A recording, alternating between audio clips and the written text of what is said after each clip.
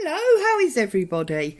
So today I thought it would be nice to revert back, those of you that may have seen my earlier email, to using our stencils for something else. Not our stencils, using our die cuts for something else.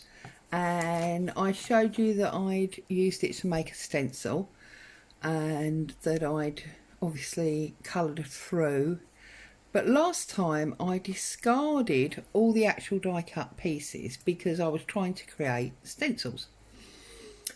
Well, I've been thinking about this and I thought today it might be nice to actually use this idea to create background papers.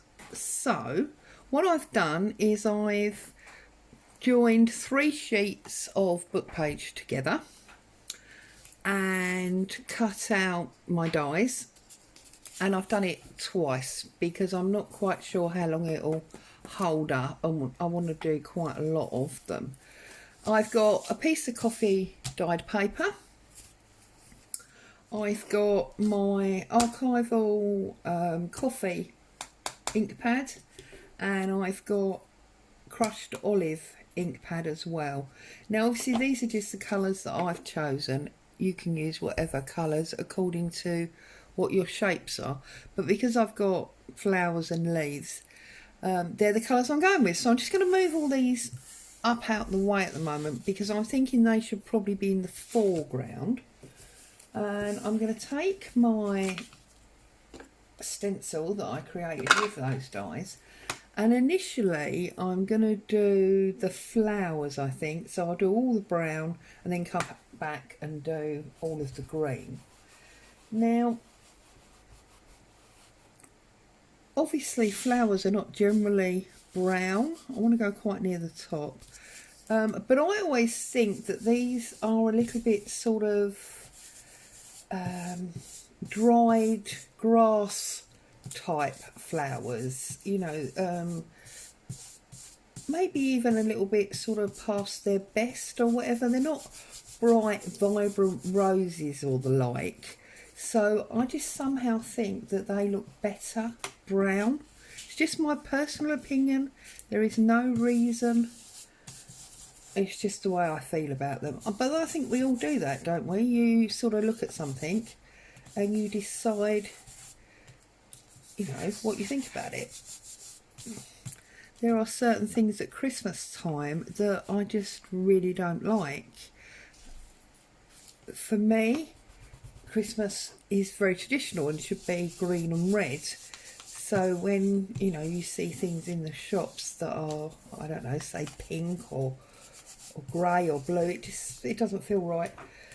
And I'm sure on that you're all saying, well, you know, that flower should have a nice colour at the top, but I just feel that these lend themselves to being almost, you know, the dried flowers that we used to have in sort of potpourri vases and things like that. So see, now you can see I've already bent that little edge down so it doesn't hold up forever. It is only book page, and even with several stuck together, it's not, you know, hugely strong, but it works for a single project. And it does mean that obviously if you're creating something that's a one-off that you don't create a lot, so let's say, I don't know, maybe you've got to do an Alice in Wonderland journal or something for a friend or, you know, a daughter or grandchild or something, and it's not something that you feel you would use again, so therefore you wouldn't consider necessarily having the generic stencils and the like to go with that theme, then there's no reason not to go to somewhere like Pinterest, print yourself out a generic shape of, you know, Alice in Wonderland, or you often see her, don't you, in that like oval picture frame type thing, or teacups or whatever, you know, that you feel is appropriate. Print them out and then just print them in black or whatever, cut them out, and then you can obviously create a stencil like this that's been much cheaper than the expense of the stencil, and you know, you haven't got to use it again. How many times have we bought stencils and then felt guilty because they were only used for 1 or 2 projects? Okay, so I'm just now using the same blender brush to go into my green and pick up these leaves. See, I'm being really good today. I'm not putting glue all over the table. Please, hubby, won't it? See? And because I've used the same brush, there's still an element of the brown in there, which is making this crushed olive a little bit darker. It's quite a light green. Obviously there's no reason you couldn't use a darker one if you wanted to. You see, and I'm just using this across here, which is very simple and probably quite boring for you to watch. So I'm very sorry. But my idea was that having done this across the page, I could then put on the actual cutouts as well at different heights, and it would hopefully give it a bit more dimension. I think just one more up that side, maybe up high, like that, I think, there. So let's just do this one. So I do think that it's an easy way to create a stencil from something you've already got. It doesn't cost a fortune, and you know, sometimes crafting is very expensive, isn't it? You know, you need a new ink pad, or you need this or that, and none of these items are particularly cheap. So I think it's quite a good way to get what you want a little bit cheaper. So I'm going to take one of the cuts,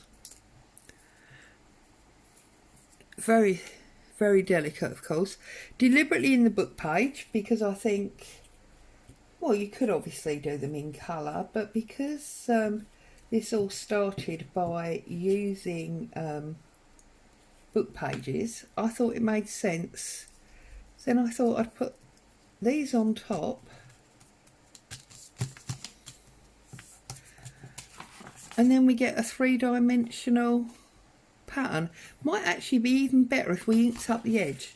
Let's have a little go and see what happens if we ink up the edge. So as we did the flowers brown, let's ink these edges up in brown, and maybe ink up the leaves in green, and see. Obviously it's quite flimsy, so I'm going to pull it down and do it on the paper, because then it there's less chance of it falling apart. What do you think? And of course, rather than inking up the edges, I've ended up sort of colouring it in, but I think that could work as well. Let's have a look and see. At the end of the day, all of this is a little bit of trial and error, and at the end of the day, what have you wasted? A few book pages and a little bit of glue if you decide you don't like it. Right, see, I think it's better with the colour edge on it, so there's no reason we can't have a mix up, is there?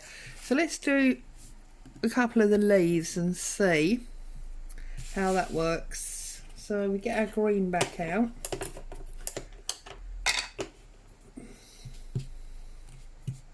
and I'm just gonna, you know, colour it very lightly, like the flower one was supposed to be the edges and it ended up being all of it. But we don't do anything wrong, do we, ladies? What we do is change our mind as we go along. There you go.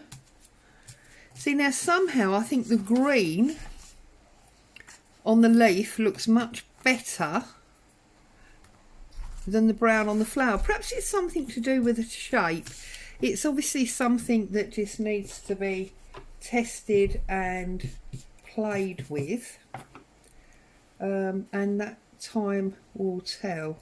But I thought I'd share it with you, that it was a move on, you know, from what we did originally, and just see how it went and what you all felt about it.